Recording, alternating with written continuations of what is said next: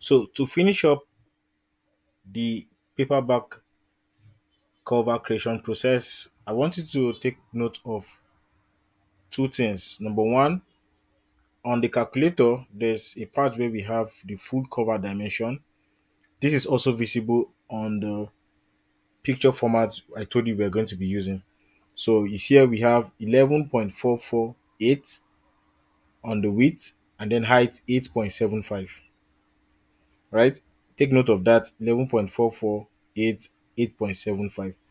This can be rounded off to 11.5, but I would prefer that you just stick with what you have here exactly and you will see why. Number two, take note of the fact that we are going to be using Canva in order to accurately create this cover and ensure that we do not miss anything. So, having said that, I will hop onto Canva, and here on Canva, all I need to do is to simply click on this part where you see create a design. Just click on it like that. Come to this part where you see custom size. Then you want to make sure that this part where you have inches usually is default to px, but make sure you change it to in, which is inches. Then on the width, ensure you type in the exact dimension on the width, 11.488. I hope I got that correctly. Okay,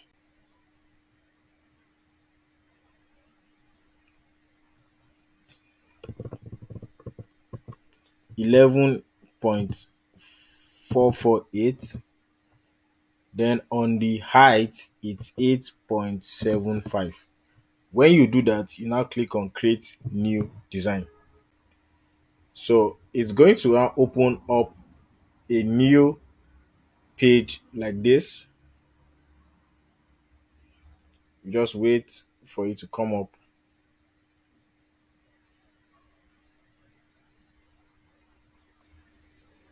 So next, what you want to do is to now upload that image file we had earlier talked about. Click on upload, come to upload files,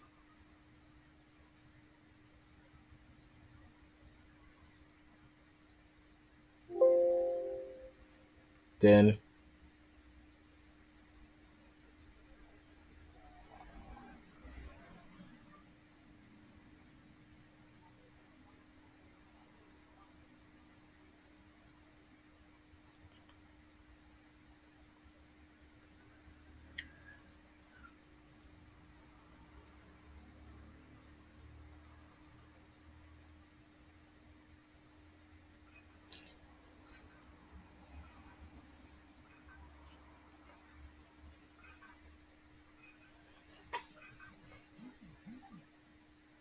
so you upload that file.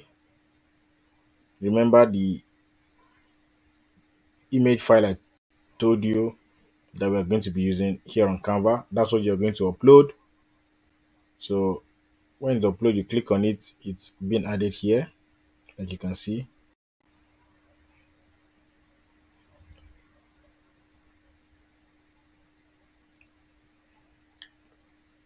So I would like to zoom this in a bit.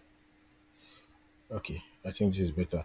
All right, so I haven't done this. The next thing you want to do, just follow this very carefully and you will understand it.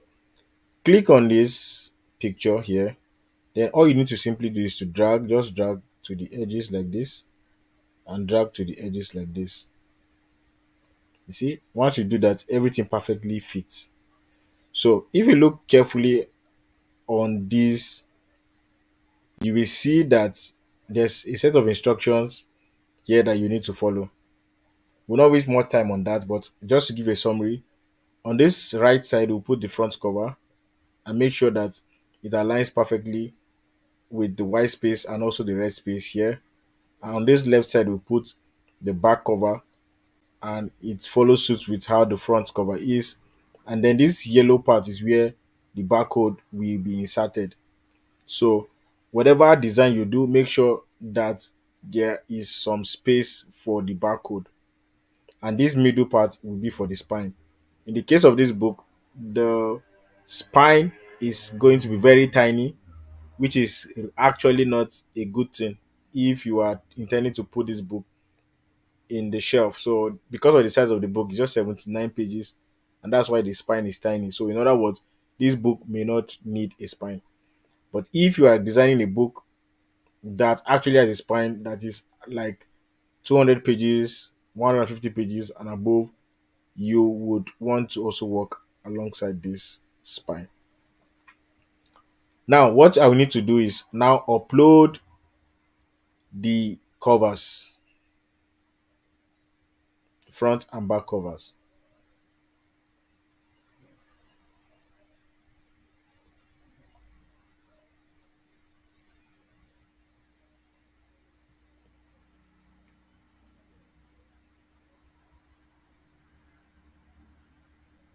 So I've uploaded the front and back covers. I'll just put them now on the canvas.